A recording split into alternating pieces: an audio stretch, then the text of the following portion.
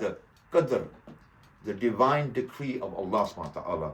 Allah says in the Quran, nothing will ever happen to us except what Allah has decreed for us. And this is part of our belief. This is part of our fundamental belief. If we deny such a concept like that, then that could put us outside of Islam. Then we are saying there is something other than Allah that is giving us, that is creating these environments for us. And that is very dangerous. So what people call luck, a promotion, a meeting, missing, or an accident, is from, many times, you'll be out there, you'll be driving your car, and all of a sudden you've avoided this collision. And you think this is just pure luck. No, it isn't. We know as Muslims that this was not decreed by Allah. Allah protected us, saved us from this incident happening. It's from an Islamic point of view that part of Allah's plan was written before our birth. We know that Allah subhanahu wa ta'ala, He decreed our rizq.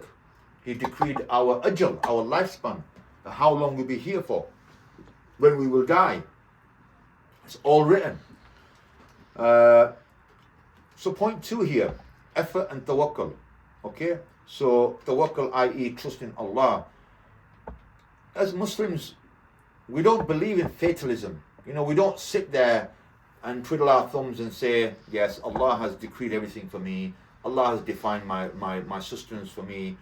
I'm just going to wait here and I'm just going to wait for things to happen. I'm not going to make no effort to go out there and find myself a job. I'm not going to go make no effort to get married. I'm not going to make no effort to create a future for myself. These are things that are in our control. We must take action on these things.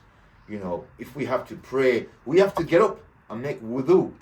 We're not waiting for Allah to suddenly put the desire in us to make us pray. No, because we are not divinely led. We are instructed. We are ordered. We have to obey Allah. That's the difference, brothers and sisters. When we understand that Allah is the creator and He is also the punisher, then we know that, our actions are linked to this belief and they require action. We can't just sit here and say, well, brother, that mistake that I made, that drug that I took, that alcohol pint that I drank, that mistake that I made, Allah had already had decreed that for me. That was His choice. That's what He wanted me to do. No, you made that choice. You decided because you knew that was something that was haram, it was forbidden. But we took that action to carry out that particular action, that sinful action. So we are responsible for that. That's why there's punishment. That's why there's accountability. So we need to understand this, brothers and sisters, and we need to be very clear on this. So it goes here that Islam doesn't teach fatalism. While Allah controls outcomes, like it goes back to us, we might prepare for an exam. We might put all of the hours in that we can to prepare for it, because that's required from us. That's the action that we can take. That's the control that we have over the outcome. But the outcome is not for us to control. It's Allah who controls the outcome. So He determines whether we pass or fail. And that's in His control, not our control. But our control is the preparation. Okay? So the famous hadith of the Prophet ﷺ where he says, tie your camel and trust in Allah. It's a very important reminder here. So that means that the believer has to work hard, has to strive, and ultimately recognize that success comes only from Allah's decree. But we put the effort in because that's what's required. Success will not come if we don't put effort in. That's the part of influence that we have. We don't influence the outcome, but we influence the actions that lead to that potential result. Another important point here. So it goes on to say here that the Western view sees outcome as probabilities or random luck, whereas Islam sees outcomes as measured decrees balanced with human effort. So we have a role to play, but ultimately Allah is the one who decides the fate of something. Okay? And we need to understand that. That's really important. So barakah versus luck. In Islam, the closest concept to good luck is barakah. And I think for those of you that know what barakah is, it's important that we understand that, in our life, Allah can increase the barakah or decrease our barakah. That is Allah's decree.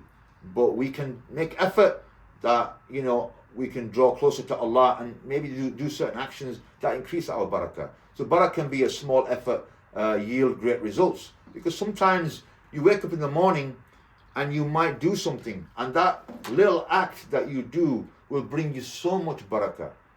And on the flip side, you might do something that might bring you the opposite effect. So if you are grateful, Allah says in the Quran here, if you are grateful, I will surely increase you in favor. Barakah is earned through faith, gratitude, sincerity, and obedience, not random chance. So the Western model of luck would say that this is random, where we would say no, it's by the decree of Allah. So Western culture says you make your own luck. Islam says you seek Allah's barakah through faith and right action. So how do we view misfortune from an Islamic perspective? When things go wrong, Islam teaches us to be patient. And we recognize that, through hardship, Allah is actually drawing us closer to Him.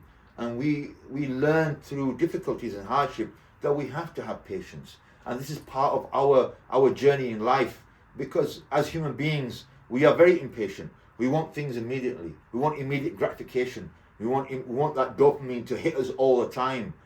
But then Allah reminds us that, look, no, your life, you think you're going to have an easy time, but I'm going to put challenges in your life that are going to test your faith, that are going to test your belief, and they're going to challenge your core of your personality. And we all go through some struggles in life, and that struggle manifests itself in many ways. My children as young people, they will experience their own challenges, and for them, that's their challenge, that's their kind of struggle, and they have to rise to that and acquire the patience and the contentment, knowing that Allah is putting me through His test, so I need to conduct myself in the appropriate way and not become kind of restless and out of control and ungrateful that why is this happening to me and blah blah blah, but rather understand what, when Allah wills, He will give me success.